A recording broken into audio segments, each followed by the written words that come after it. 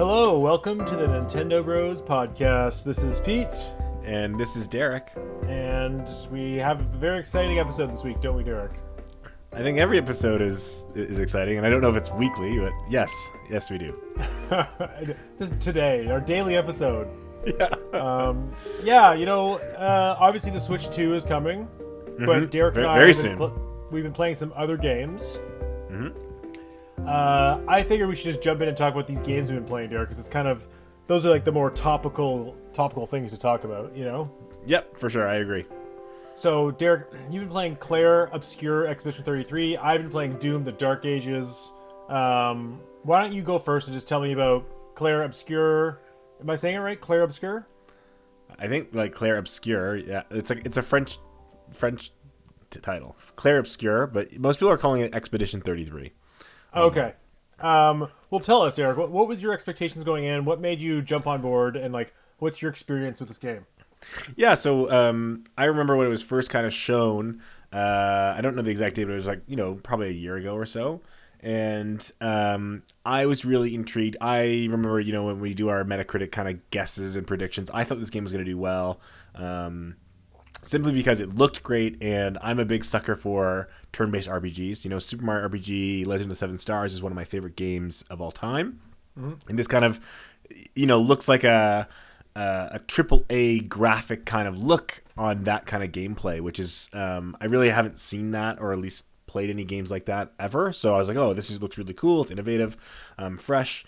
And then, as time went by, it being an indie game, you have those questions of like, is it vaporware? How long is it going to be? Like, is it going to be full fleshed out? Is it going to be buggy? And I know you were not necessarily against it, but you were kind of lukewarm on it, and we talked about it a few times, and you just were kind of like, oh, I don't know. And I had some friends that were also like, we'll see.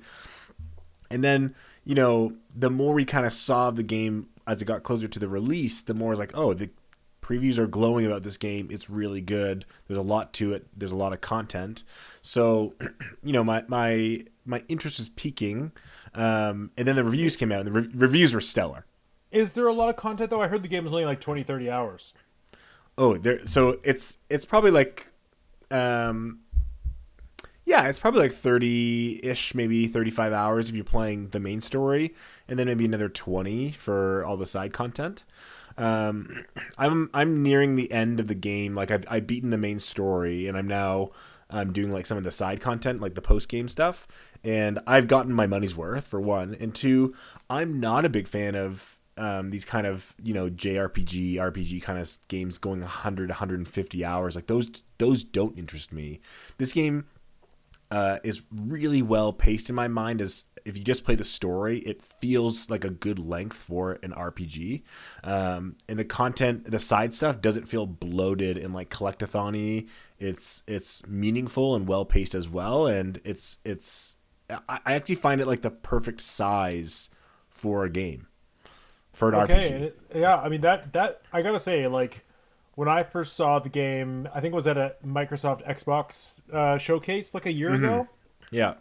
I thought it looked pretty neat. I was like, oh, that's cool. Like, it's cool that they're bringing like that, like a turn-based gameplay, but like upping the ante, almost doing something like I always thought turn-based could be in a modern game. And so many RPGs went to like action RPGs. So it's good that it's doing that. But it just, I guess it was like, no-name developer, no-name franchise. Yeah. I'm like, okay. First game, yeah. Silly name. So the reviews caught me off guard, and it's on Game Pass, so I want to give it a try. I'm not really a huge RPG guy, so the story, I don't know if I want to sit through cutscenes of story, and like how's the story and cutscenes and the pacing, like how's all that aspect?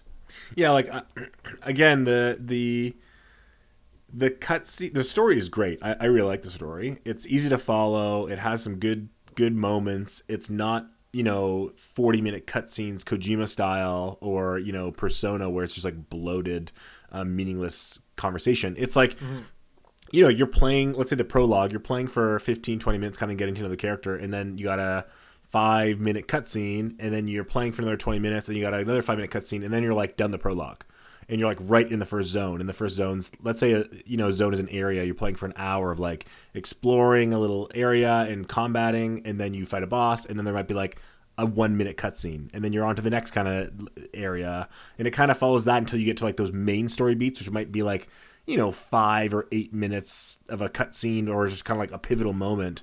And, while you're playing the exploring and combat, there are times like, you're I'm trying to think of like maybe like Xenoblade style where, you're running in the field and your character will converse about like what just happened in the story. Okay. So as you're playing, like you're still progressing the story. I'm going to talk to you about my own opinion of this game, but I have no issues with it. I don't know how you're going to like it because you don't love RPGs like turn-based RPGs. But if I was going to recommend any that you would like, it would probably be this one. Wait, so back up a bit. You're saying like as you're running through the overworld, the characters will talk about events in the story? Yeah, but it's not like organic. It's like scripted. So it's like let's say I had a cutscene. So the game will stop when you're running, like, or are you still playing when this is happening? You're still playing. That's cool. That's really cool because most games are like full out stops when the characters converse. So there are moments of that too, right? Like you like walk up to right before a boss, let's say, and they have that 2-minute dialogue, and all of a sudden the boss appears, you fight them, and then it has like another 3 minutes of dialogue. But then you're like let's say in the next area, you're like, oh my gosh, we're in the ruined city, and like the other person's talking about like, yeah, like this is where I grew up, and like so you have a little bit of that, but you're still running around, engaging in fighting. So it has that happening. So it's not like constant pausing or anything like that. It's really well paced in my mind. Wow, and it's not random battles, is it? Nope, not at all. Great. And I saw a little footage. Like I saw the overworld. I really like how they did the overworld with like kind of it's old school where it's like a zoomed out a big map. Yeah, and you're like, what a cool thing to bring back. Like what's that? Like you'll know this term. Like what's that film style where like it looks like miniature models moving around, but it's like a certain lens thing they do. Tilt shift photography. It almost felt a little bit like the overworld was that kind of tilt shift vibe. I really love the overworld too. I didn't know the overworld existed until I got to it. I was like, whoa, like this game has a lot, it's quite a lot of content. And I really like that it's still broken up into like these hour-long zones. So like you enter, let's say this underwater kind of place or a beach, and it's like you might have an hour and 90 minutes. You kind of go through, fight some guys, find some upgrades, fight a boss, and then you're done that zone. And then as you leave, you exit in a different spot of the overworld outside that zone. So now you have a little more to explore in the overworld. Yeah. So it's not like you're stuck in a map for hours. You're like, oh my god, it's a slog. You like get a nice snippet of a cool zone. You enjoy it, new enemies, new mechanics you might unlock, gameplay. And then boom, you're done that zone after the boss, and you're like, okay, now I'm on to the next thing. It's really nicely segmented that way. And is there a reason to return to old areas? Like, is it pretty linear? It's a bit of both. So it's linear in the sense that as you progress the story, it will give you a direction of being like, this is the next zone to go to, and you go to it and it should be like your level. But there are other zones around that are higher level. And even the zones that are on the main path, let's say, there's reasons to go back because it's like, oh, now I have this ability that lets me break these rocks, or now I have this ability to do this. And then the other thing is, you'll enter a zone, again, very Xenoblade-esque, where it's like you enter a zone and 90% of the enemies in that zone are your level. But there's a good, couple enemies there that are like if you take a little side path, it's like this giant monster, and like he just one-shots your whole party. So you go back there, after leveling, get 20 more levels, you go back there and like then you beat that guy and you get a way better, like a really good reward. So there's reason to kind of go back and explore. Yeah. Cool. And I just, the last question I have is the game feel really segmented? Is it like overworld, then you have like enemy zone, then you have town, then you have boss, or does it feel a little more organic? I mean, it doesn't feel like rote, if that makes sense, where it's like, oh, I'm just doing the same thing, pattern. But it is segmented in the sense of like, you are in a zone, and most zones are kind of an exploration, fighting enemies, and then a boss at the end, and then you're in the overworld.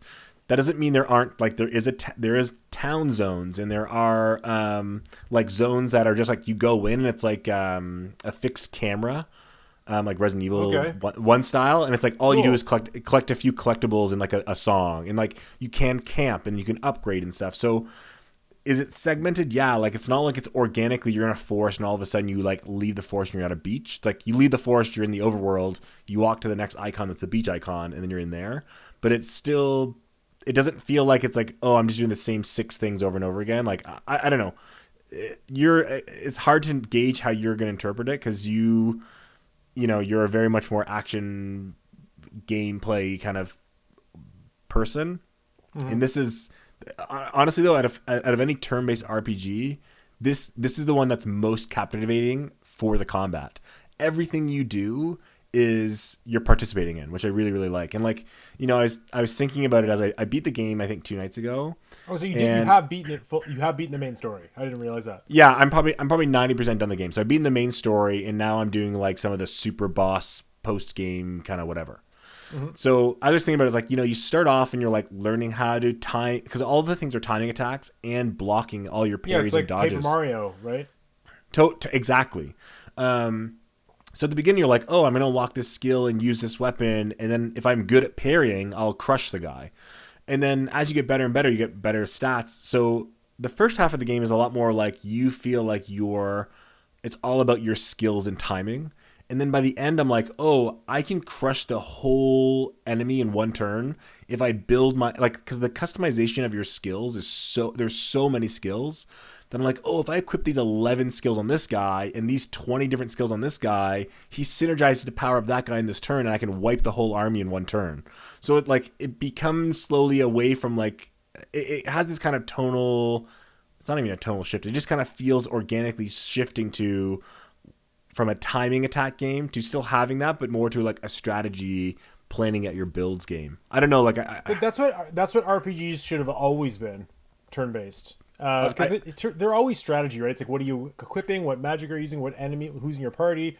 But I feel like the thing that appeals to me the most about this game is it takes what Mario RPG and Paper Mario did with the timing and the quick time event relating to like how much attack and defense you do, but does it like much more advanced, right? It's not just like it's really good. So what's cool is so all your attacks.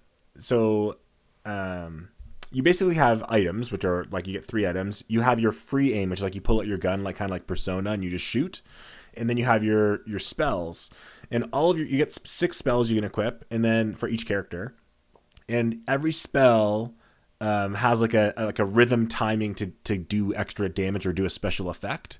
And so it's like pressing X. It's only pressing X or pressing like your main button twice. But it's different rhythm every time. So like sometimes my highest attack is like pressing XX as fast as you possibly can, and sometimes it's like slow and more methodical.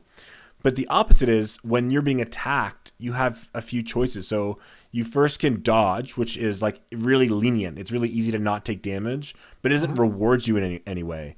Where if you parry, it's a tighter timing, but you get spell power back to like allow you to use your skills again. And if you parry everything in a sequence, then you do a counterattack. So it's like at the beginning.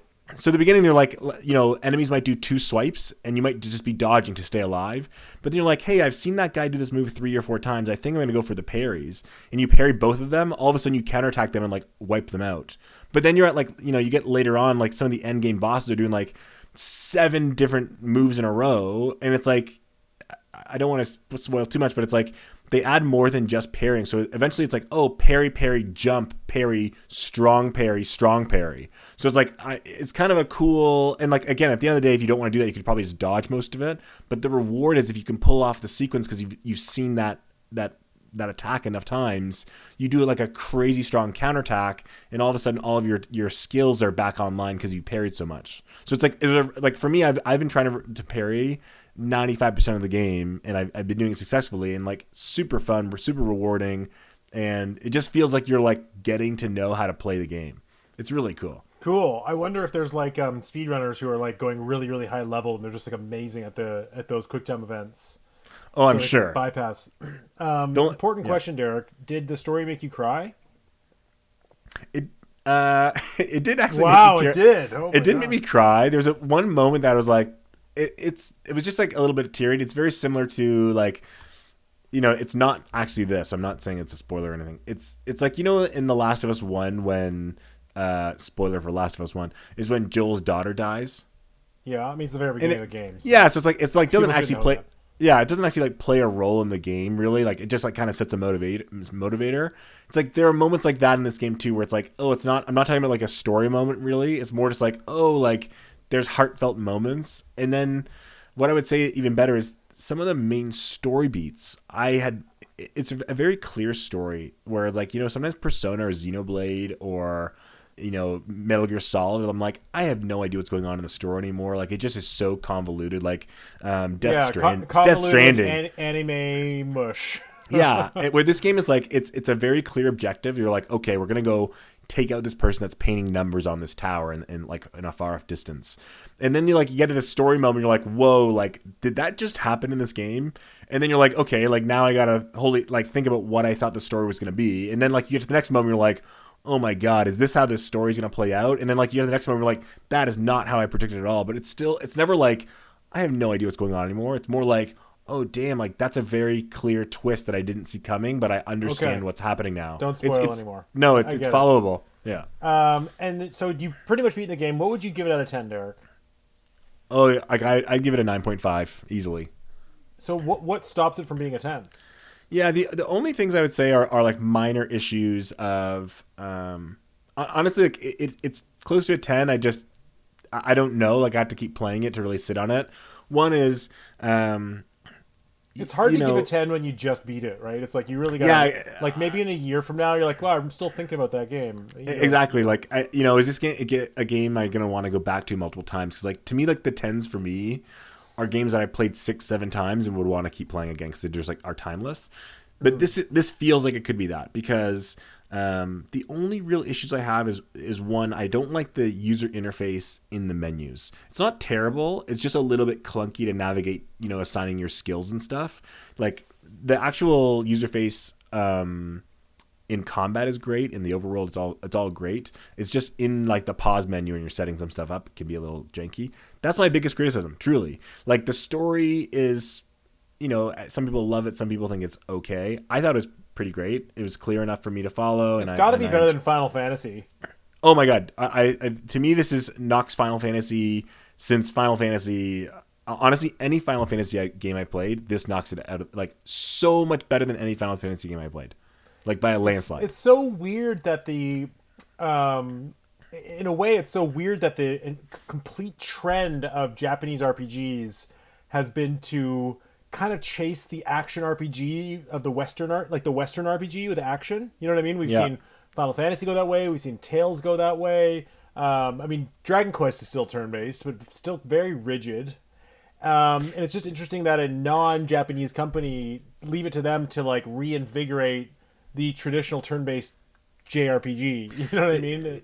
Totally. And you know what I was thinking about is it's not even just the gameplay, which is nice, and the story, which is nice, whatever. It's we already kind of touched upon it, but it's like that anime over melodramatic kind of thing that happens in Final Fantasy games where it's like, oh, they're like laughing or like doing like in a weird way or doing these like over the top like zany stuff. Like, I think of Cloud doing all these silly stuff for like dating and like they have all these kind of things happening.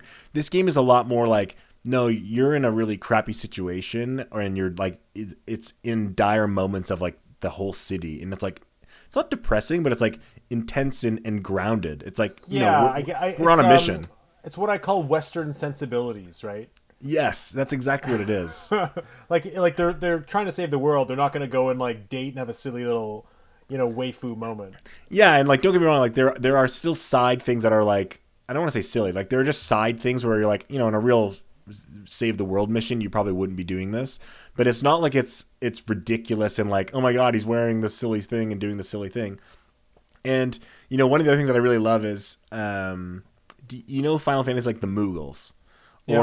Or in Xenoblade, the whatever those creatures are, the ones that like, I don't know the name of the Xenoblade. Yeah, ones. The little potato guys. Yes. And this game has something called the Gestrels, and they're like these little puppet kind of characters. And honestly, like the first time I saw one, I'm like, this is gonna be so annoyingly stupid. Loved them. They're hilarious, like totally just the right level of silly, but also not like annoying.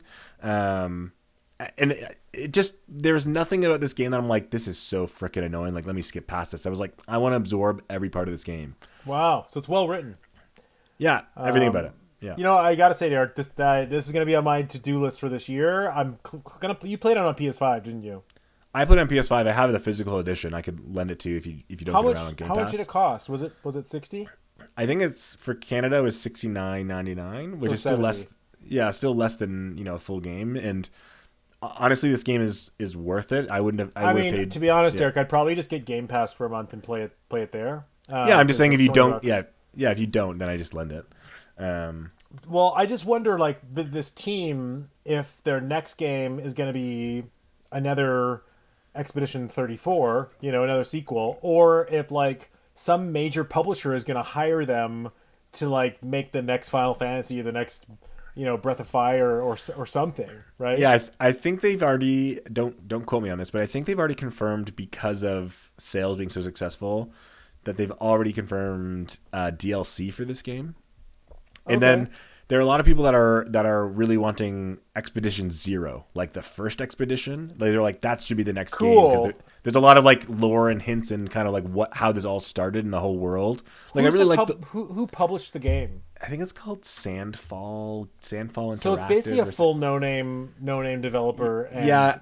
So I think it's a team of about 30 people, I believe, and I think most of them are actually Ubisoft Ubisoft employees. Okay. And they obviously like hired out for a lot of the parts of the game, but I think there's a core team of like there's 30 or so people that like made the game. And people are saying that's why this game is good, because they got to do what they wanted to do. They stuck to their guns on like how they wanted it to be, and everything kind of paid off. They didn't have to like listen to EA finding monetization. They like just got to make the game they wanted to make. So there's no NFTs. There's honestly nothing about this game that is like even bad. Like there's nothing. Honestly, forget money. There's nothing about this game that I'm like, this is a waste of my time. Great. I'm happy to see a small team make a sensible game and have a runaway success, and not be full price, but be an amazing game that isn't trying to drain your wallet.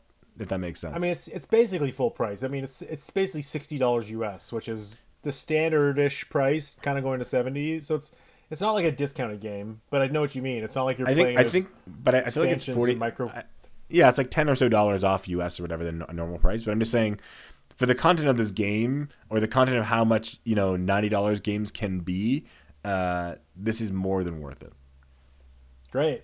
Cool. Anyways, final conclusion is you should play it. I think right now, when I'm thinking of Game of the Year, I think this is the game that's going to be eyeballed to beat. Yeah, so that actually funny that you mentioned that, because I was thinking about that too, because I'm currently still playing Split Fiction slowly with my wife, and I've given Blueprints, that PC kind of puzzle game, a go just for like an hour or two, and both those games are really fun, and I actually want to dive more into them. This game is so many leagues above it in my mind. I can't even, unless Metroid Prime 4 is just like a juggernaut of an awesome game, which realistically could be, which or it will like be. Yeah, or Silk Song comes out. Like I can't. Like I think of like Ghost of Yotai or Death Stranding 2. Like I personally don't think those games will even hold a candle to this one. This game is. Besides all these other games that we're talking about and you're mentioning are known quantities. Like, they're sequels. It's like, okay, well, Metroid Prime 4 could be great, Silk Song could be great, but Clair Expedition 33 is like a brand new thing, and it's from a brand new team, and it's got this whole kind of great story going with the development. So yeah, I think it's got that going for it, and also it's like reinvigorated turn-based RPGs. Like, as great as Mario Kart can be, it's still the Mario Kart we know. You know what I mean? I think that this game is the game right now to beat. 100%. And I think, I've said it to you before, but this is probably one of my favorite RPGs of all time now.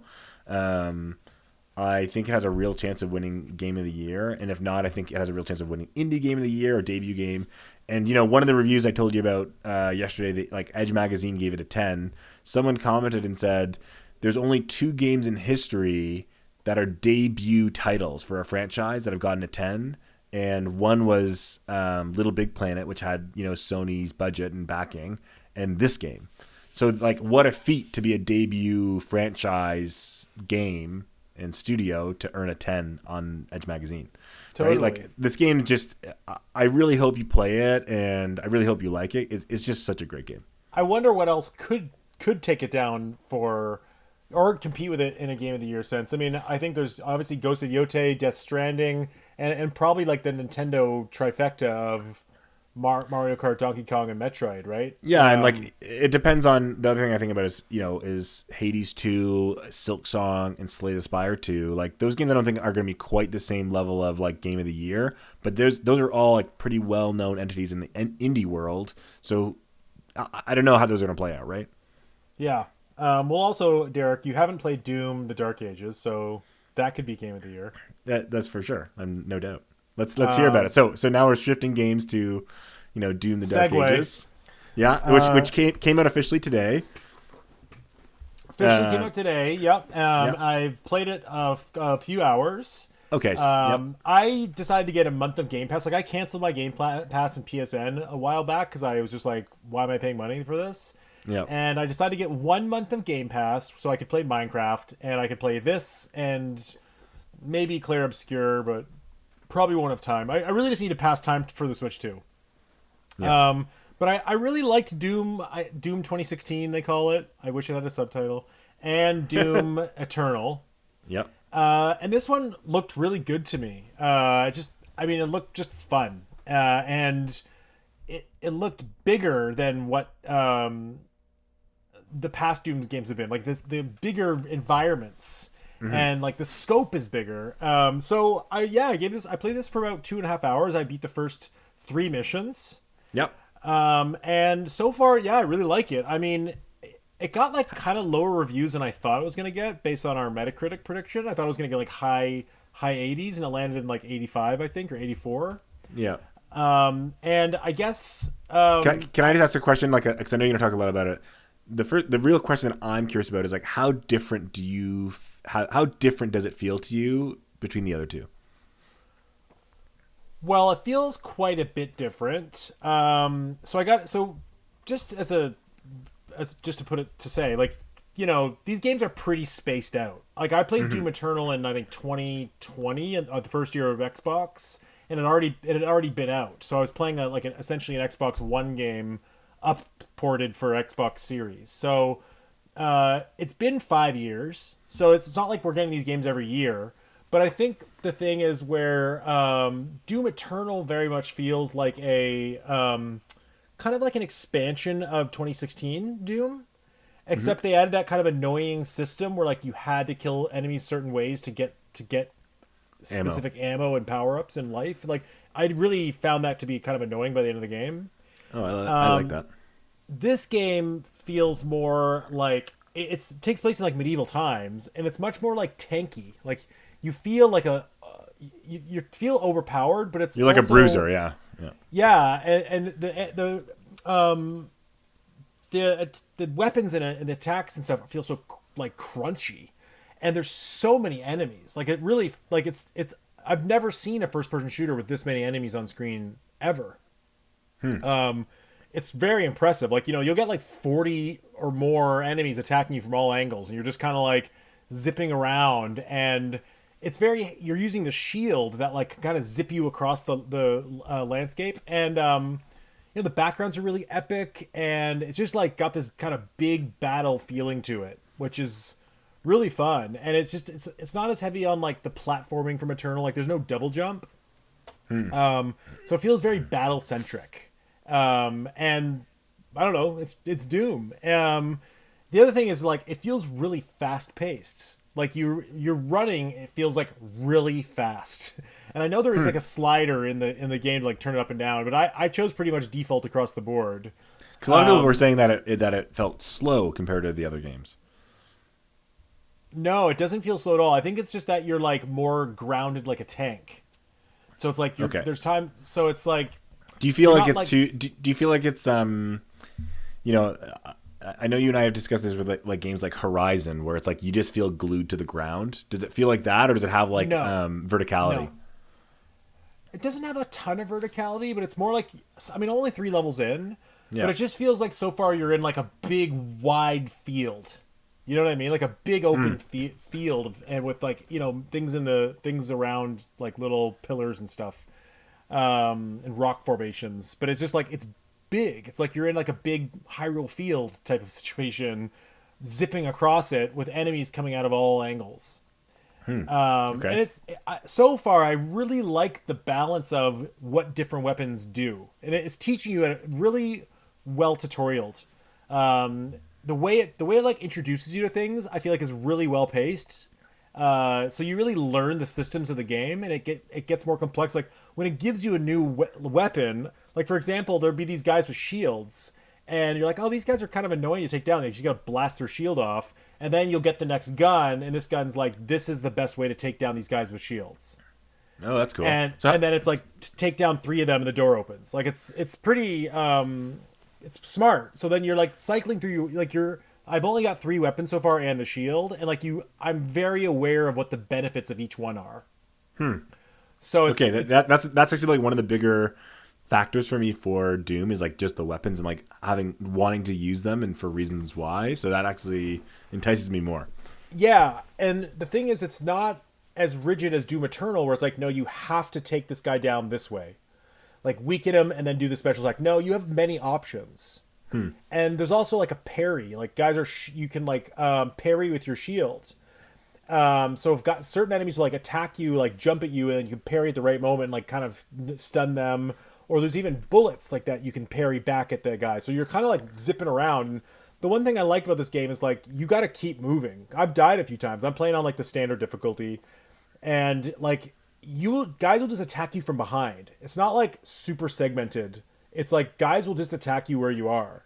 So it feels like a little battle sequence can play out in any which way, and it gives you a lot of player creative freedom of how you want to take out those guys. Yeah, you're like constantly strafing around the map.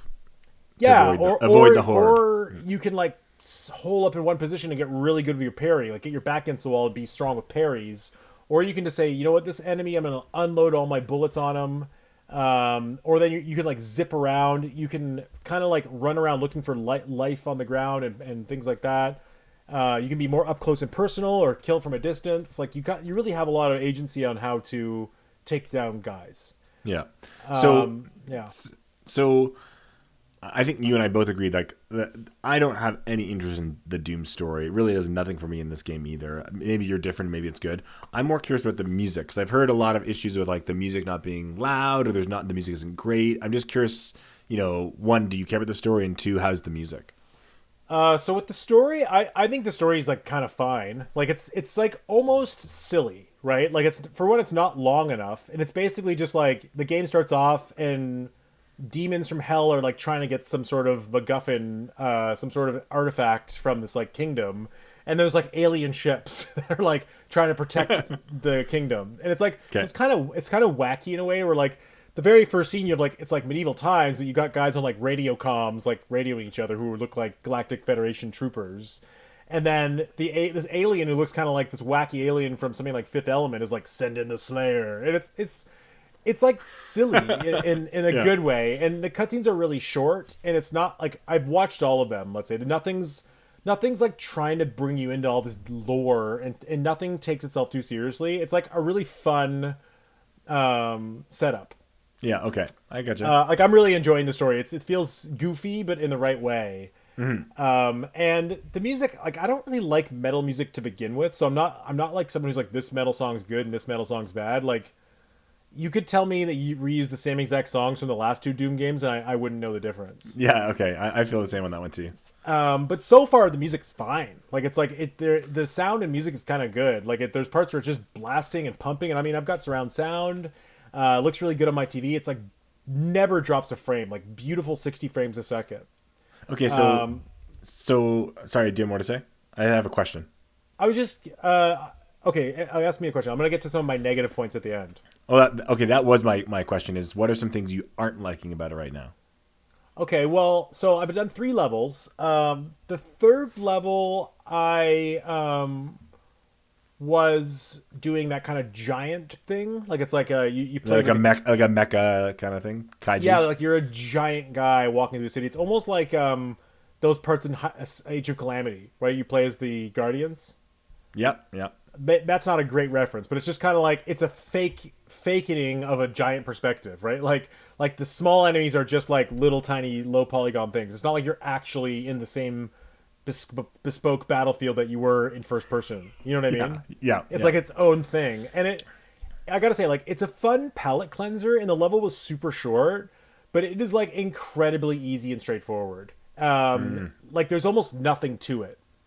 Where the first person shooter game like design is like really intense and like feels very frantic, but it feels like it's been expanded on for generations to get to where it is at. You know what I mean? It's like it's kind of like where Mario Kart is. Like it's like taken a while to perfect, and it feels refined. Really refined. Yeah, that's the right word. Where this other segment kind of just feels like a silly little goofy vehicle section, and you know the parrying or deflecting is very forgiving. And you can actually set the how easy and hard it is, like what the parrying timing is, and it shows you when you select your difficulty, like how high the parry, like what your parrying timing is. And I'm on the setting that has like the lowest amount, like the hardest difficulty has the same parrying timing as what I'm on. If you play on easier difficulty, the parrying is like ridiculously easy, and I find the parrying timing really really forgiving. So when you're doing it's not bad because when you're being attacked from all sides, it actually makes sense that it's more forgiving because there's a guy behind you shooting at the same time. Yeah. So it's like, it kind of makes sense. Like if it's too hard, it'd be frustrating. But when you're doing the giant parts, it's like you have to play pretty badly to get hit at all because you basically can just parry everything. Do you find that becomes samey after a while? Well, it's like a 5-minute level. Yeah. So I kind of hope there's maybe one more segment like this, and that's it. But if there's too many segments like this, I'm gonna just kind of be like, why did you put this in the game? So we'll see. I also know there's a segment with like a flying dragon, and I've heard the same thing where it's like a little bit like, you know, why did they put this in? Yeah. Simplified gameplay, and I'm okay with it as like a palate cleanser. But if they put too much of it in the game, then all of a sudden I'm like, okay, it's actually a detractor. Almost like in Bayonetta 3 playing as that other character. It's like, why? Yeah. It's like, okay, I get it for a moment, but it's a good palate cleanser, but it is like playing a turret section. Do you know what I mean? Yeah, totally. I want to ask my question because I think it was misinterpreted. Like, do you find the actual like the main gameplay type, like the actual running first person gunplay, feels samey ever? Like, is it gonna feel like pairing everything over and over and over again? It's gonna feel samey. We'll see, because I felt like the first one, 2016, got a bit samey, but Doom Eternal didn't seem to overstay its welcome. Like, I finished it fast enough, and I feel like this game, I've only played for a few hours and I'm already beaten 3 levels. I don't know how many missions or levels there are. It's probably like 12. So if it's the kind of game that's only 12 missions, I'd be more. It really depends how long it is. Right now, no, because it's got enough like, you know, sections where it's like turrets or, like I said, this giant section that kind of palate cleanses, and then it's introducing new guns. Like, I've only got 3 guns so far, and there's parts where I felt overwhelmed. So I'm kind of like, okay, I like that. I like that it's like challenging me. Do you see how many gun slots you get? Like are you looking at getting 8 total or like 20 I think there's total? like 9 guns. Okay, and I just looked at 3 of them. I just looked it up. Just so you know, it's 22 chapters. Oh, geez. That changes my review. It's terrible. Well, we'll see. I mean, the levels are pretty short. Like the third level, that was the giant level, was like literally less than 5. Like, it was like 5 minutes. Yeah, I'm sure you're gonna get like 3 giant levels and 2 or 3 dragon levels, and that's, you know, 6 of them, and then you have the other 15 or whatever. Yeah.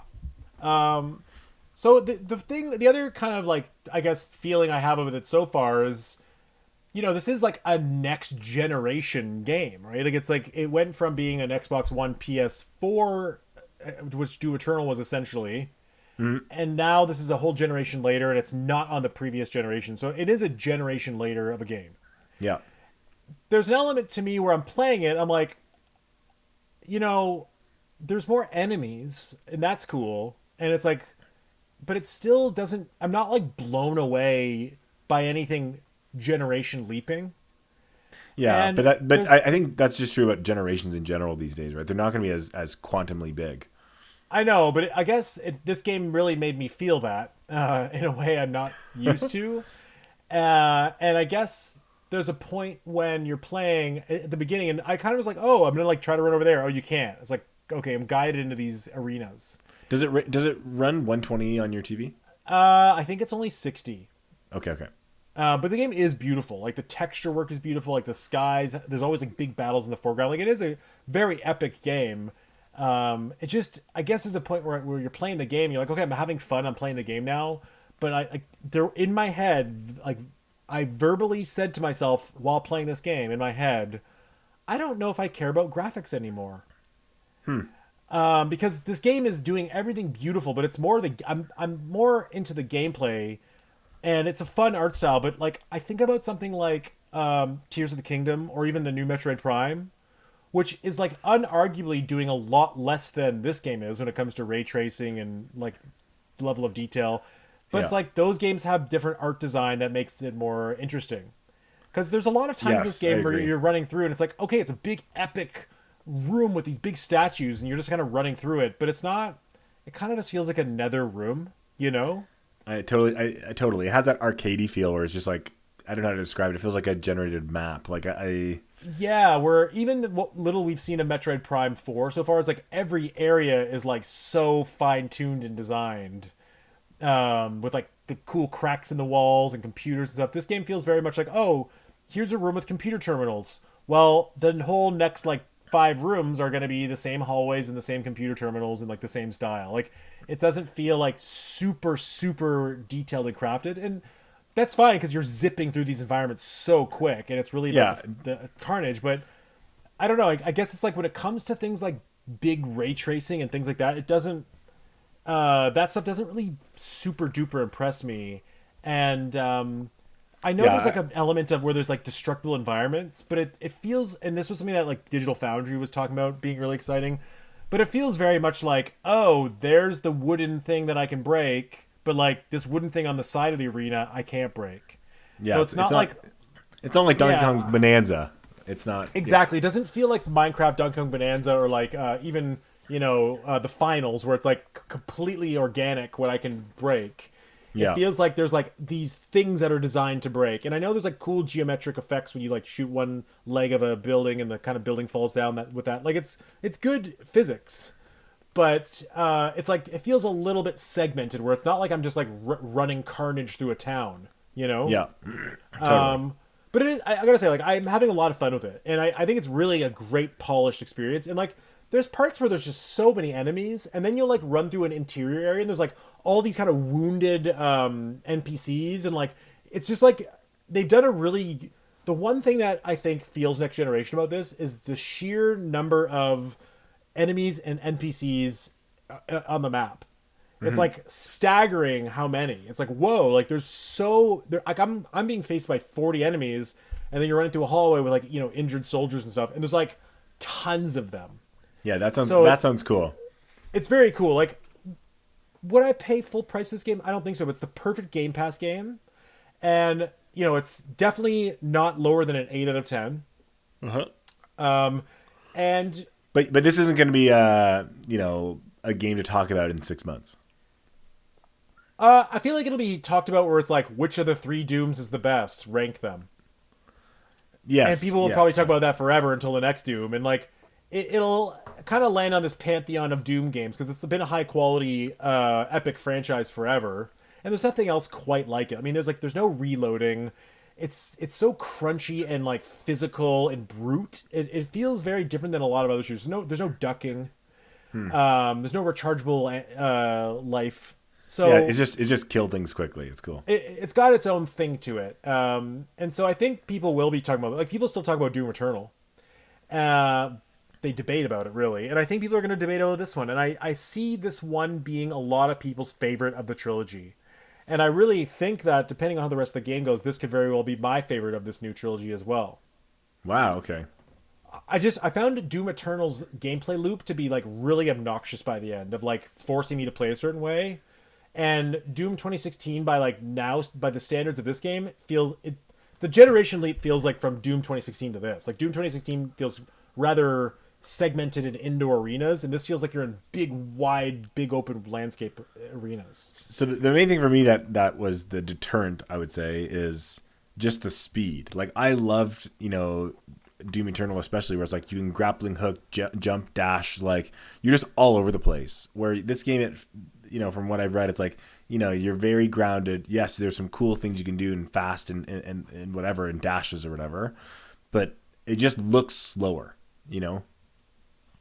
Yeah, I mean, it's got a different feel. It doesn't have the same movement mechanics as Doom Eternal. You're right. There's no double jump. You're not like jumping across big chasms and then jumping back across big chasms. Like it doesn't have that style of motion and jumping and that type of thing. It is more like you're a big brute tank on a medieval battlefield. Okay. And I think it's very cool. Yeah. The medieval setting is a very cool setting too.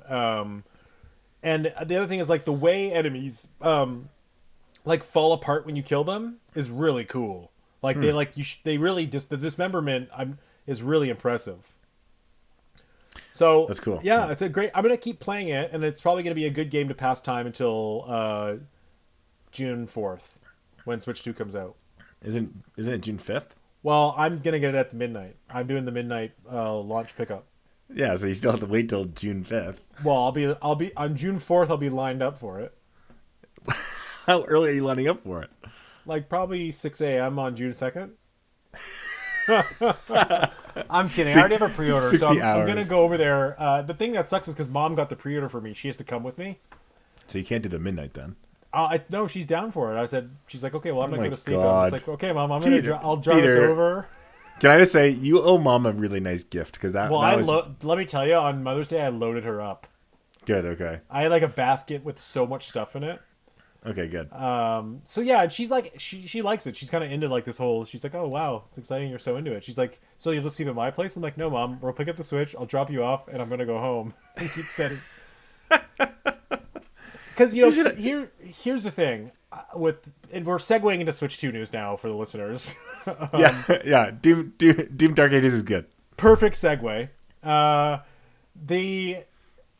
have a feeling the moment I turn my Switch 2 on, I'm gonna be waiting for a while, because I think the servers are gonna be quite bad, and I think I'm gonna have to fully download Mario Kart World from the eShop or whatever. Yeah, and there'll be like a day one system software patch.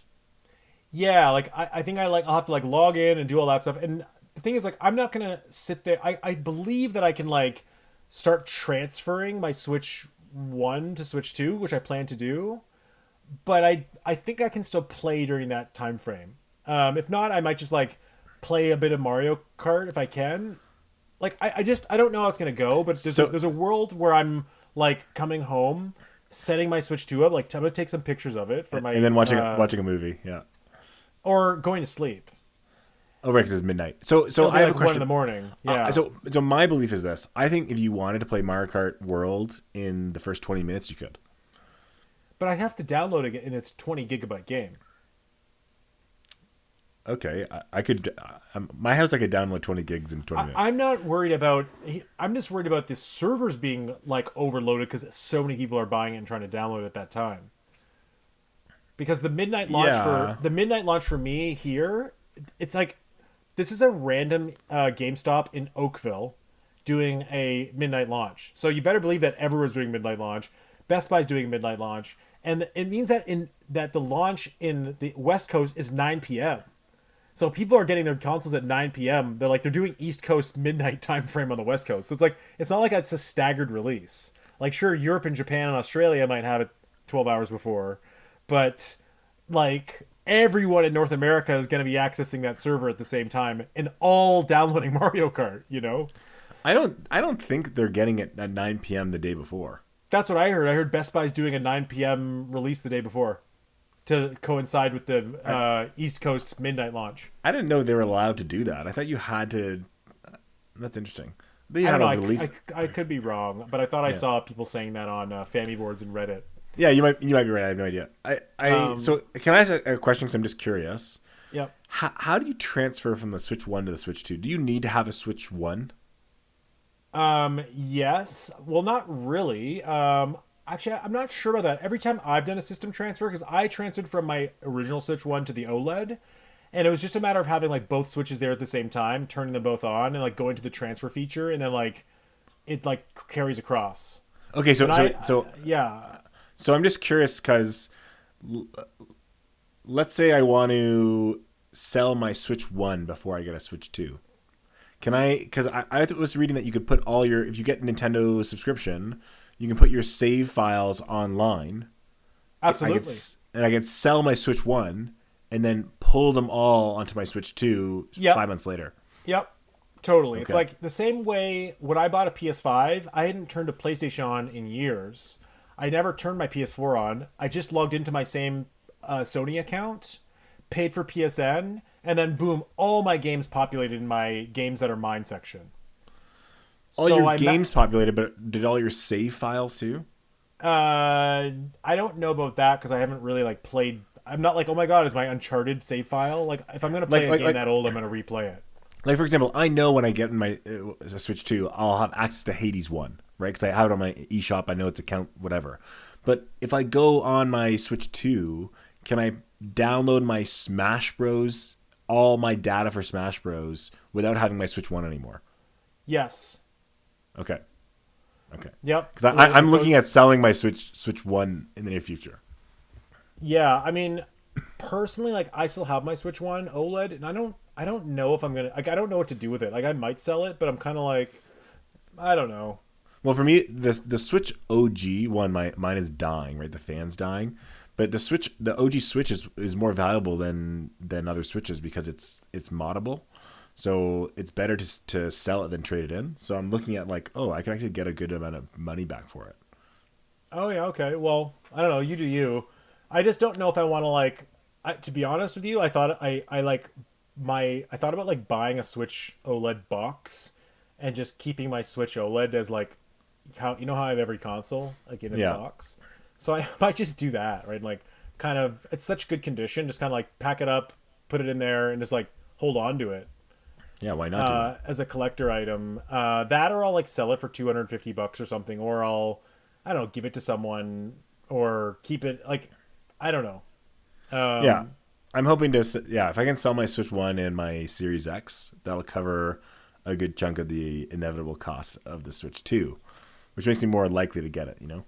Well, to be honest, like I know we talked a lot about the cost because you're not getting it because of it, but it's only like $50 more than we thought it was going to be at the lowest end. It's exact $450 US was exactly what I thought it was going to be. And Yeah, the cost isn't really the main reason I'm not getting. I just not. You know, I have other games I got to play first, and just I don't need to spend the money right now. It's not that I don't have the money. It's just I have so many other games. Like, do I need to spend $800 more to play? 2 games in the next month, or can I wait 6 months or whatever? The answer is yes. To you. Because at the end of the day, the price is not going down, so it doesn't matter. It's like $700 today or $700 in a year. Like it's the same amount of money, but it's less time with the Switch. So like, what's the difference, right? That's how I look at it. It's like I get that. Waiting for a price drop is a moot point. I'd rather have one more year being on the bleeding edge of Nintendo releases and part of the hype train. Yeah, I get that. Plus, I'm really excited. Like my hype is at a 10 out of 10. Like I can't wait to play. Like day one, I took the day off. I'm gonna play Mario Kart. I'm gonna play F-Zero GX. That's probably. I'm just gonna switch between those 2 games probably. And then it's like every month there's a significant game. Like the next month I'll be able to play a little bit of Kirby in August, Donkey Kong in July, Metroid Prime whenever. Like it's like kind of a good. It's basically like Nintendo's gonna be firing on their cylinders for a while. Plus, you got Zelda. Both versions of Zelda's to play a bit more. Like Tears of the Kingdom, and I we'll talk about this after. We'll talk about some speculation stuff, but like I bought a Pro controller from Best Buy, like the new Pro controller. Cool. I saw, the new video made me really excited for it. It looks cool. Where how you program the paddles? You mean? Yeah, it's like how seamless and quick that is. I'm like that is so much more makes it more desirable for me to get. For sure. And I'm so happy that you can do that within the NSO app now for games. That before you had to do it from a system level, and now you can do it within the app. Mm-hmm. So yeah, I'm pretty excited about it. And the only thing is that I bought the Pro controller from Best Buy, And I'm like, well, if I get home at 1 a.m. that night, I don't want to wait till like whatever Best Buy's going to deliver this. What if they don't deliver it on June 5th? So I might end up buying a Pro Controller at the GameStop that night if they have any available. And then when I get the one from Best Buy, returning it. Just so I have it some hours earlier. I think that's a great idea. I'm going to say good luck on getting a controller. I know. That's why I pre-ordered it day one. So I could make sure I had one. That's smart. But I just feel like there's something about playing a brand new system on like an old Pro Controller that doesn't have the same, you know what I mean, like feeling. Yes, yeah. Because I'm really excited to like feel the new rumble, feel the new analog sticks, feel the new back buttons, and apparently the D-pad's fixed. So first game you're gonna play Mario Kart, obviously. What are you gonna do first in Mario Kart? I put a lot of thought into this. hours at 2 a.m. Well, it's so funny. I don't go on Reset Era. I'm on Reddit now, so I'm like more engaged on the topics there. And it's like people talk about every single thing you can possibly talk about. Yeah, it's like almost hilarious. So I'm gonna definitely probably do the Mario Cup, like the Mushroom Cup for Grand Prix. Just standard cup. Probably play as Mario. 100 cc, 150. What are you doing? No, always 150.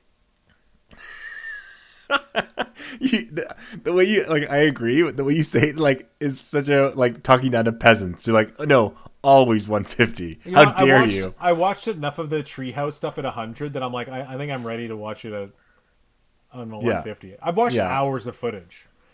Oh my god. Well, it's like a bedtime thing, right? I'm going to bed. I'm like, oh, I'll put some channel that's going to speculate about Mario Kart. And like, I've been watching a lot of like pro Mario Kart players will like do breakdowns. Like some of them got to play it, some of them didn't, and like they talk about the meta and like the new style of power sliding, and like there's a lot to it. That's cool. That's cool. Yeah, so I know quite a bit about it. And yeah, so I'll probably do one cup of one cup of Grand Prix, 1 cup of Knockout Tour with CPUs. I'll probably screw around in the open world a little bit, and then I'll jump onto online, and then just kind of like rinse and repeat. Yep. Do you think the online will be good on the first day? I'm not sure. Hopefully, but I'm not sure. Yeah. It's hard to say, right? So another question. I'm just curious. How many friends do you know or whatever that are getting this Switch 2 day one, and are you gonna like do that whole friend video party? I know you probably don't have a camera, but like, are you gonna do that whole thing with people, or like join up with them the first day? I mean, the one guy, I have one friend only one friend who's getting it, and like he probably won't get it at midnight. He probably won't take work off. Like he'll probably just like play. Like he probably won't take it as seriously as I will. Well, I can't believe I know more people that are getting it than you do. Yeah, I mean, I don't have a lot of gamer friends, right? The funny thing is, like, I know I talk a lot about Nintendo improving their online, but I am pretty happy with just like this basic ass playing with randoms. Like, I don't really need to be communicating with someone when I play. Yeah, I'm the same. I really don't think we're going to be able to do that thing where it's like, hey, Derek, let me create a room with you and my friend Adrian in Mexico, who will eventually get a Switch 2, and then 3 of us go online. I think it's going to be the same system of like you have to join each other. Yeah, yeah. We really don't. There's a lot of speculation about how the online is going to work because we haven't seen like the sub menus. We've seen the top menu, but we don't really know how those menus break down. We don't even really know how the level selection or the lobbies work. There's a lot we don't know. Yeah. And even that thing with the what's it called, free roam mode. They showed a little clip. I think free roam is going to be really exciting because people have like broken down levels, and like certain levels have like all these extra areas that have nothing to do with the race. So it's like there really are going to be a lot. Is there going to be a lot to explore, and like getting up to the top of something will be a challenge. Like you have to get a feather and do this and this. Like it's going to be some cool like quasi platforming challenges. And they even showed a thing today. Like the Nintendo app on the phone has been what's releasing like the newest news about it. But there's a thing today. Like they have these you know in Mario Odyssey those like green telescopes that shoot up in the air. Yeah, because you can see an overview. So those are all over the place in this game. Oh, that's cool. Yeah, so the Game Explained showed a video of it today. Like I don't even have the Nintendo app. I just go on YouTube, and every day that's popping up on Reddit and YouTube. And like you basically drive up to it, and it does exactly that. Like it shoots up in the air, you can look around, you can spot like. And when the guy shot up in the air and looks around, you're like, whoa! Like there's so much going on. Like there's a P block there, there's a secret thing there, there's a like one of those panels there. And like you see in the distance, there's like a plane that's dropping items by parachute, and like there's just kind of a lot going on in the world. The other day, someone released a video where they found a helicopter because like they let you at the Nintendo Switch 2 events, they give you like a little snippet of time to play free roam before like the knockout tour loads. Yeah. And someone like found a helicopter, and like I know you saw you can drive in the back of the truck. There's also like a water vehicle you can drive in the back of, but they drove back in the back of a helicopter and flew around. And it's like really crappy like phone footage from behind. Talk about spoilers, Peter. Well, I don't know. I mean, it's like there's probably going to be a launch trailer that reveals this. Okay. I mean, it's Mario Kart. There's no spoilers, but it's just like there's a lot to this. I think there'll be a lot of hidden things in this free roam world. I know I told you that 4 players could do it. I looked at the back of the box again, and like that whole 4 players local thing is just about the whole game in general. It's not about the one mode. It's just like was close to the mode, and I thought it was. But I have scoured enough footage where you can do 2 players locally, 2 players playing free roam at the same time. I mean that's good enough, and you know I'm coming back to visit in a month from now, so I'm hoping that maybe there would be a chance I get to play with you. For sure. I mean, there still could have 3 to 4 player free roam. I somehow doubt it. Yeah. But there is going to be 2 player because there's a moment in the treehouse where like they're waiting to load up the knockout tour with 2 people on the same system, and they're driving around free roam. So I think that that'd be so fun to just like drive on the same system together around the world, and I don't see why very cool. You can't do it. I think the only thing it might do is like if player 2 gets too far away, they'll just like load back to the area the player 1 is in. You know? Yeah. But anyways, I'm really excited. Like, I think this Mario Kart looks great. I'm really pumped for it. I think it's going to get really high reviews. What's your prediction right now? I think I put 90 for our Metacritic prediction, right? I can't remember. I just curious what you felt right now, and you're just off the top of your head. I'm feeling like in the back of my head, I'm like, oh, it'll get some 8s, but I think on the day the reviews come out, we'll be surprised. Yeah, I could see like 91, honestly. Yeah, like a game will be up there because there's just this game has a lot to it, and there's the animation and polish and like the just what's going on in the world. And I already know the music's great. And by the way, the song that plays in the this Game Explain video, like in the video of the showing off the telescope thing, is like this really wicked Mario World song jazzed out.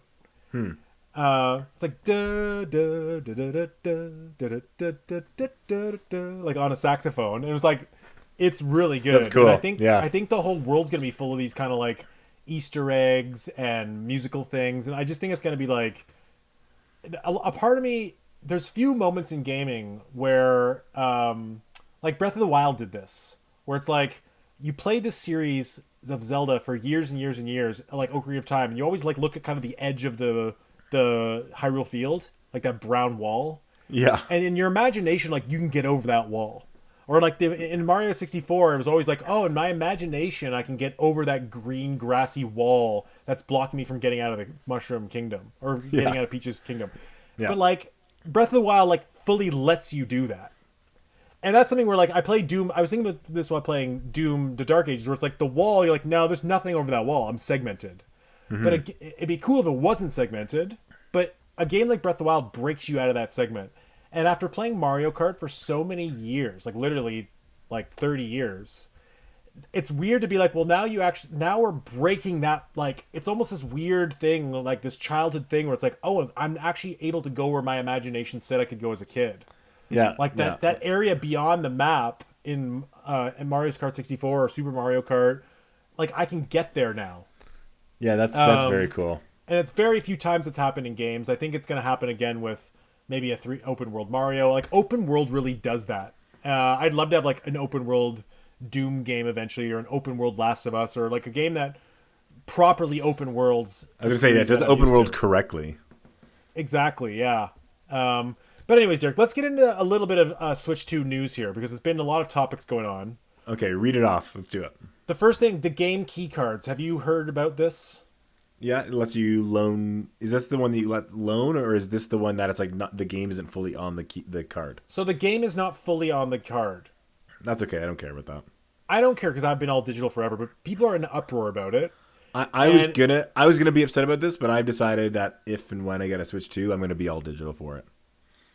yeah, I mean, granted, for me, I'm going to be digital and physical for collecting. So I'm going to buy Mario Kart and Donkey Kong physical and digital. Oh my god.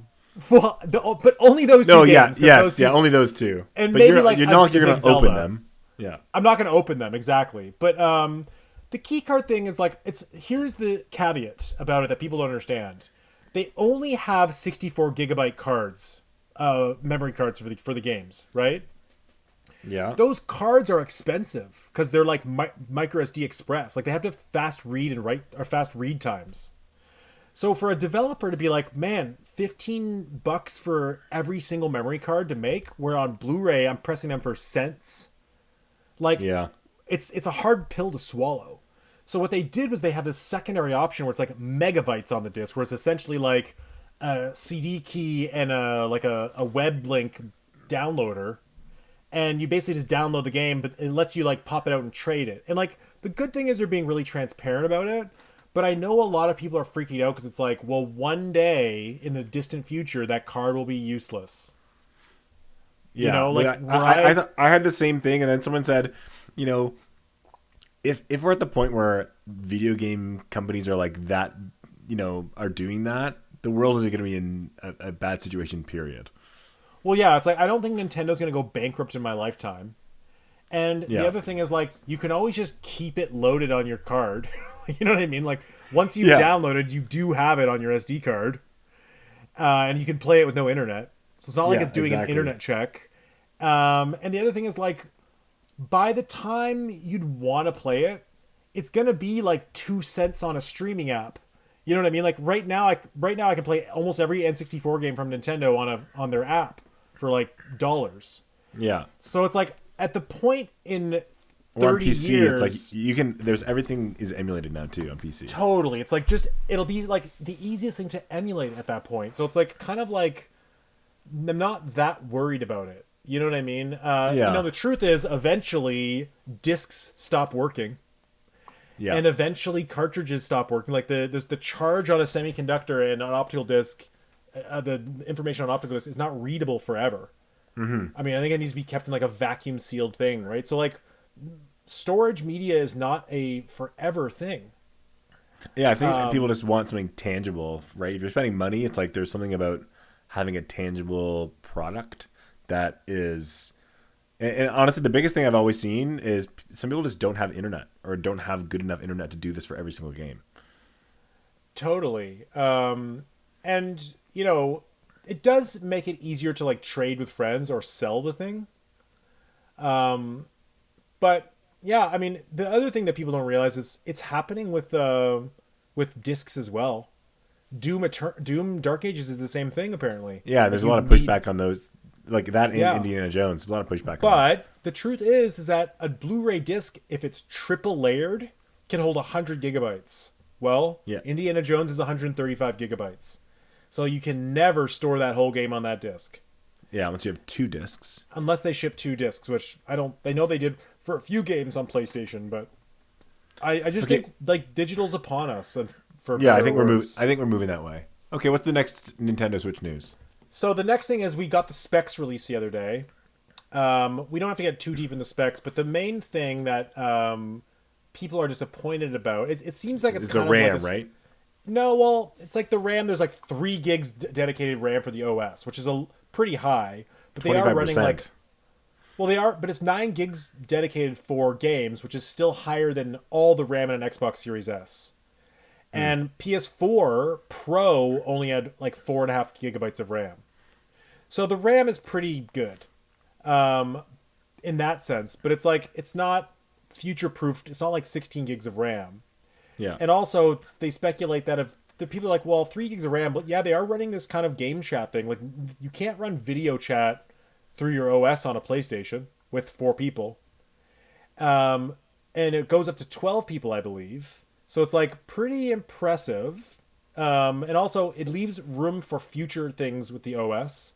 Like maybe I want to record up to 2 minutes of gameplay instead of 30 seconds. But there are things Nintendo has done in the past. For example, Smash Bros. On the 3DS Yep. removed some of the OS features so that it could use the full capability of the system. And it does the Oh. same thing, I believe, on Switch, because on Switch, you can't record a playback through the OS feature, even though Oh, Switch that's only cool. uses 1 gig of RAM for its OS. So there is the ability in the future to be like, hey, this really complicated game from this prestigious developer, let's say it's Witcher 4 or GTA 6, like a big hard game to get on Switch too.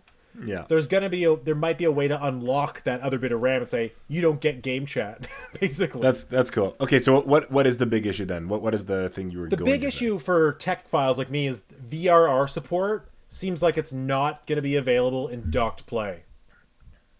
Ooh. You Yeah, know what? so It sucks, but like at the end of the day, I don't. It's not like the Switch has it. I've never really been upset about how the Switch looks.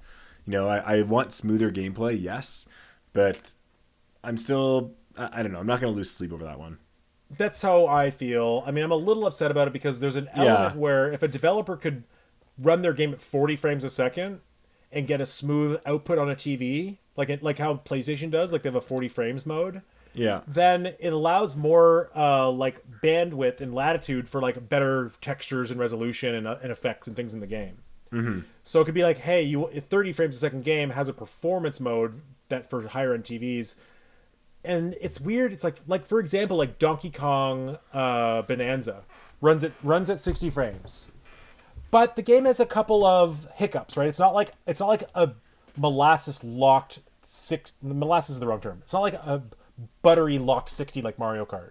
Like there are parts where if you're destroying so much stuff, it hiccups a bit, or when you jump into the menu, it hiccups on like little things. Maybe they iron out before release. We don't know. But those types of things, jumping between 45 frames and 60 frames on the on the handheld Switch 2 experience could be ironed out with VRR. Like could literally be unseeable. But on a TV we will see them, which makes it kind of awkward. And I don't know if you know, but like I played what's it called? Elden Ring with VRR enabled, and it makes it look like the game is 60 locked on Yeah. Xbox. I know it had some problems on PS5. It didn't quite get there. Like PS5's VRR isn't quite amazing apparently, but it's an annoying thing. And what people say it is because the display port, the USB display port on the dock, the display port to HDMI is some sort of like component that doesn't play nice together. Like it doesn't really work. Oh. So there's all sorts of speculation. Maybe they can do it with, maybe it's there, but they didn't want to promise it because some TVs it won't work. Maybe it'll be updated with a patch the way PS5 did and include like a G-Sync like software ability. But like actual VRR native support out of the box on a dock is not a thing. So little bit disappointing in that regard. I mean, it just Yeah, means like yeah. it sucks a little bit, but like again, I'm honestly I don't play Nintendo games to get that kind of thing, so I don't care. Like I really am not. I don't care. Like It's not a to big deal, dismiss yeah. it. Yeah, exactly. Like honestly, I'm playing because like I like the games. You know, it's not like Breath of the Wild and Tears of the Kingdom didn't have like very noticeable frame rate issues at times. Like you just get I mean, through it's because the and game's let's be worth honest, Nintendo's the kind of company that would release the game and be like, "Well, we're not supporting VRR." it. Yeah, In the game. yeah, yeah. So it is what it is. Like most of Nintendo, I'm with you. Like Switch 2 to me is running. I basically want Switch 1 games that are at 60 frames and a little smoother and like more ambitious. Like I want open world Mario Kart. That like Mario Kart World looks like a small upgrade to Mario Kart 8, basically to me. Yeah. But it's open world. It has 24 racers in it. It's Yeah, like got yeah, more there's- going on. Kirby Forgotten Land, the upgrade, is just like running at a higher resolution and frame rate, and it looks great. But it's the same game. Yeah. And Donkey Kong is basically Mario Odyssey looking with destructible environments, higher resolution, and a bigger environments. Like it's not crazy upgrades. No, right? they're not making huge leaps. Yeah. Yeah. Okay. Is there more Switch news? There's two more points I have here, Derek. Okay, let's get through. One is Xbox announced they're increasing their games to $80 and increasing their console prices. Do you Yeah, have any I heard- thoughts about that? I am getting out of the Xbox ecosystem. I'm just gonna sell my console. Part of me wants to wait to see if I can get more from it now, but I think I'm just gonna try to sell it soon. Wasn't for me. I mean, it's Sony's probably going to eventually raise their prices too. Totally. I just it kind of means like we don't have to hate Nintendo as much now that they're doing that. But the interesting thing that people are saying is like, well, how is Xbox going to survive? Because every single big game Xbox has made this year is on PS5.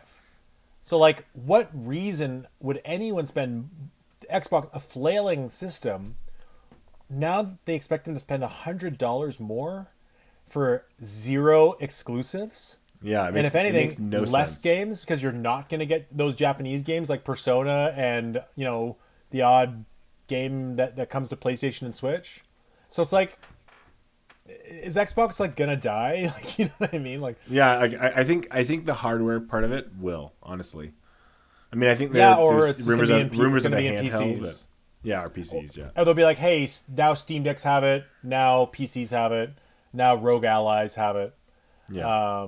And then, so the last thing I want to say, Derek, is next time we talk, we'll do our Remembering the Switch final Switch episode. Mm-hmm. But I want to know what you think is going to be the next Nintendo Direct for Switch 2. And Like maybe when, what the plan is.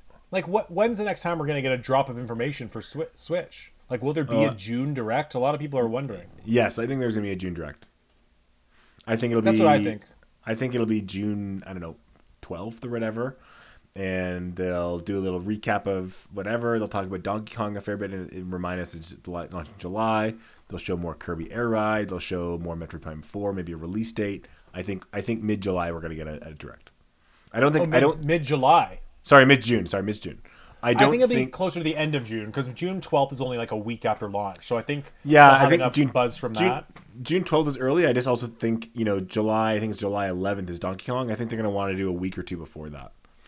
Yeah, I think it'll be like June 20th around that. Yeah, and I agree. It'll be a big reveal for Donkey Kong. Exactly the same thing. Metroid Prime with like a September-October release and a big trailer for that.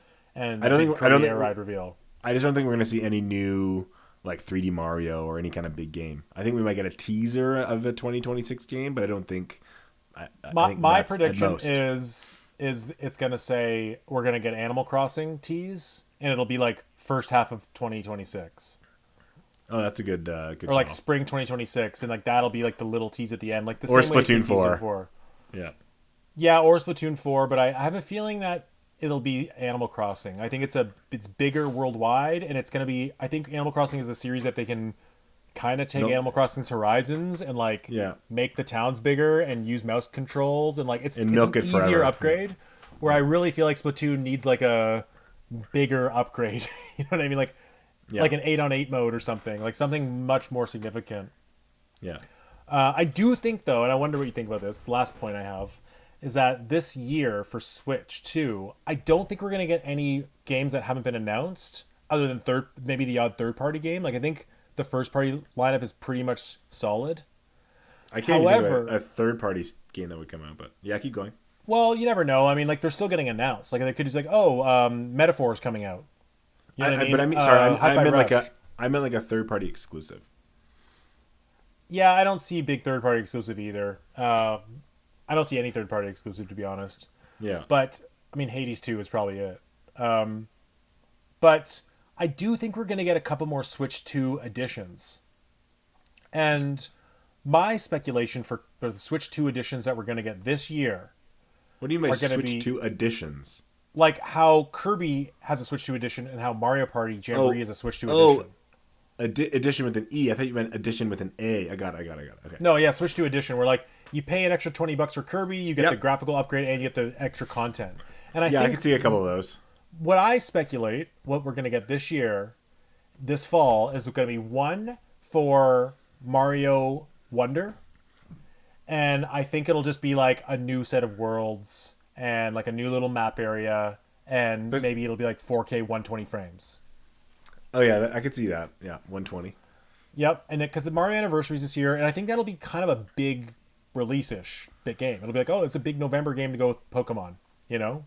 Yeah. I also think that we're going to get Pikmin 4 Switch 2 edition, which will have mouse controls, and it'll have higher resolution and higher frame rate, and maybe a co-op mode, or maybe a... more trials or something, yeah. more trials or like a game share type of situation, like a little like because as you know, they are releasing a bunch of Switch 2 upgrades for games like Zelda Echoes of Wisdom, Odyssey, like those games that are actually getting free updates, which will essentially result in like what I believe is going to be smoother frame rate, faster load times, and the docked performance will be on handheld. So because it actually outputs lower resolution to the handheld, so now it'll be like the 1080 or 900p resolution of Mario Odyssey will be what you get on the handheld as well. Yeah. So that I don't think it'll be much more than that, but I think with the Pikmin and Mario Wonder, these will be those $10, $20 upgrades. And the third game I think is maybe possible, and maybe might come even next year, is Smash Bros. Ultimate Switch 2 Edition. And I hope that it could just be a resolution bump. It could be like, oh, we're getting 4K, 120 frames, that kind of thing. But my dream is that they add new characters, some new modes, some new whatever. And maybe they even don't call it Switch 2 Edition. They call it like Smash Bros. Ultimate X. And owners like us can pay an extra $10, $20 or $30 for it. And they also just sell it like a brand new game. But it essentially is a Switch 2 edition. I'm going to say hard no in that one. I think there could be a Switch 2 edition of that game. I don't think it's going to add more content because Smash Bros. Is like, it's a huge hype cycle. It sells so many copies. I just don't think they're gonna do that. They're gonna make a new Smash Bros. Game. I just think that it'll take a long time for that game to come, given that Sakurai is working on Kirby, and I think we are many years away from a new Smash Bros. And it might just be something to tide us over, and for Nintendo to make some money. Like, it's an easy way for them to like fill a month with a big release that'll sell millions. I don't think the Switch 2 edition is crazy. I think that is likely. I just don't see them putting in more characters. Like, I don't see that. True. Well, maybe they'll fix the online. That'd be nice, yeah. Like, honestly, it's probably easier for them to put modes in than it is to put new characters. Agreed.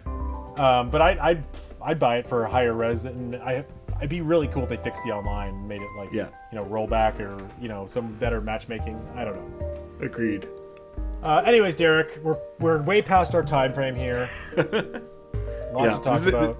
This is a good session. I'm gonna hopefully play Doom someday, and I hope you play Clair Obscur someday. And then we're gonna only a month, less than a month, 3 weeks or so till Switch 2 time. I know it's gonna be hot and heavy. You better keep June 5th ready for a podcast that night. Oh, for sure. Okay, cool, Derek. Well, thanks for chatting. This is Nintendo Bros. Pete signing out. This is Derek. See you later.